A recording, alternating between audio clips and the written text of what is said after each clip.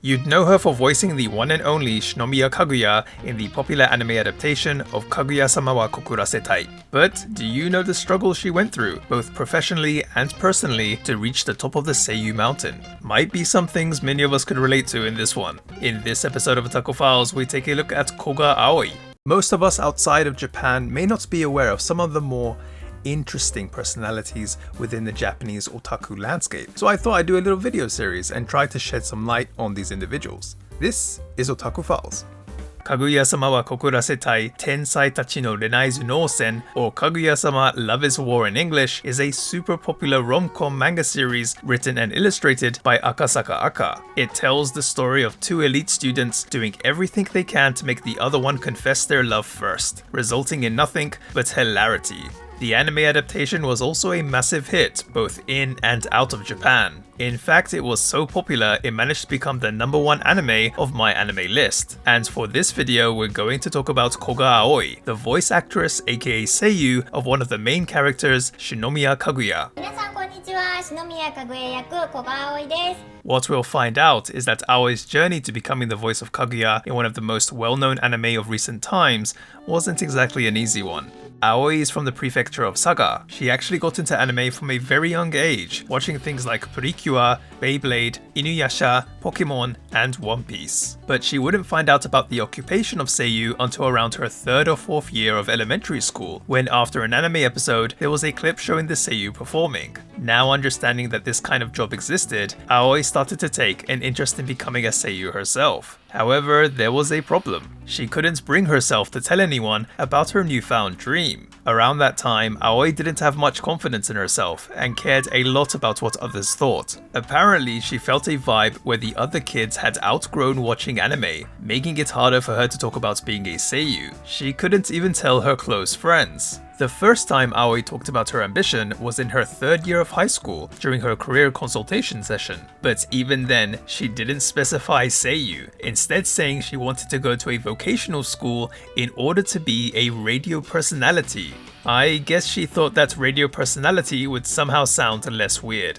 It was even difficult for Aoi to tell her parents at first, although she eventually did. It kind of goes without saying, but her level of shyness was pretty up there. As a result, Aoi always had trouble telling others her opinion, and really didn't like things like reading out in class or needing to make some kind of announcement. She hated that part of herself though, and was actually jealous of anime characters because they were all able to live freely as their own unique selves. Aoi thought that by becoming a Seiyu, she might be able to experience that kind of freedom too, being able to say things that normally she couldn't.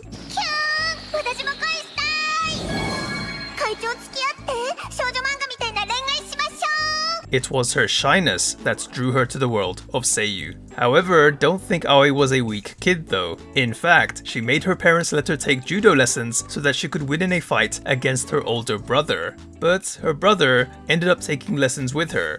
So much for that plan.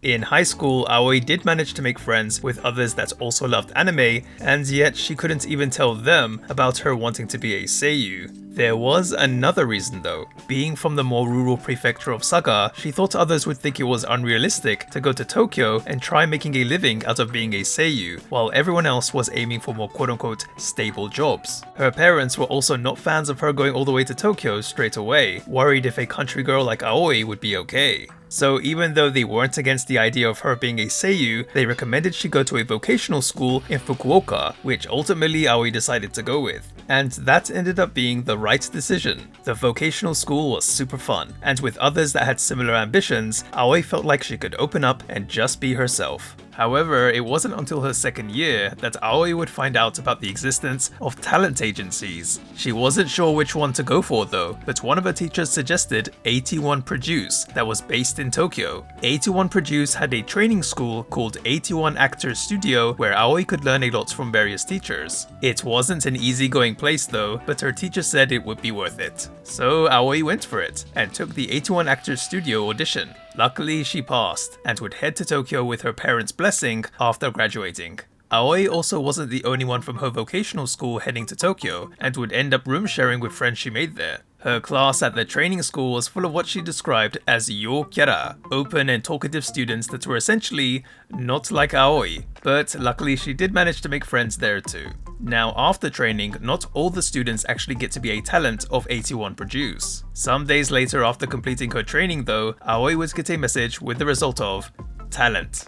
She was over the moon to say the least. Her mother even cried tears of joy for her. However, like I've talked about in previous videos, the world of seiyuu isn't exactly an easy one to be successful in, as Aoi would soon find out. Aoi would make her debut voicing a character named Magia in the mobile game Fuin Yusha Mainto to Sora no Dungeon. It might not have been a big role, but it was officially her start as a seiyuu. Soon after, in 2015, she would get another role in the anime adaptation of Rokka no Yusha, or Rokka Braves of the Six Flowers in English, playing a village woman who was running away from some monsters. Again, not a big role, but it was also the first time as a talent of 81 Produce that she would get to have her name in the credits, so she was quite nervous while seeing the episode air for the first time. Now, Aoi would continue to get regular work as a seiyuu, and that includes for some very well-known and popular anime such as Boku Dake ga Inai Machi, aka Erased, and Sakamoto Desu ga, aka Haven't You Heard I'm Sakamoto, but they would almost always be for smaller roles, like Girl Student B, Audience Member, Receptionist, etc, etc.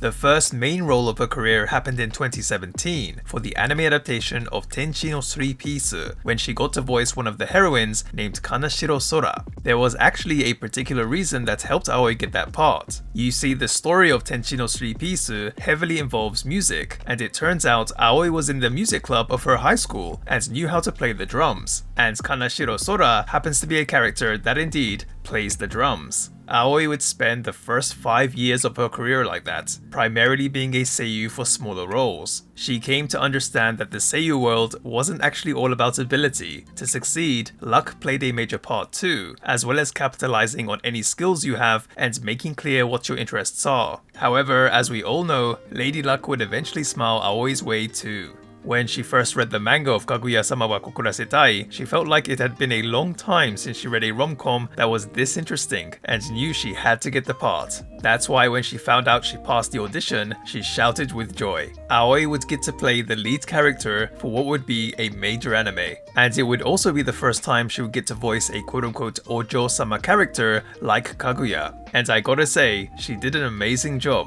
which was also recognized within the industry, as Aoi would win the Best Lead Actress Award at the 14th Annual Seiyuu Awards. One thing that is glaringly obvious when looking at Aoi's portfolio is that she is an incredibly hard worker. Luck may be a big factor within the seiyuu world, but one could easily say that Aoi paid her dues. You can let us know your favorite character that Aoi has voiced as well as any other thoughts and opinions in the comment section below. Anyway, that's gonna do it for this video, guys. Starting the new year with a video on seiyuu, not an idol. I know, shocking, but yes, there will be videos on idols too coming your way, so stay tuned. Thank you all for watching. I wish you all the best for this year, and I hope I can keep this channel going, but that can only happen with your support. Take care, guys. Until next time, peace.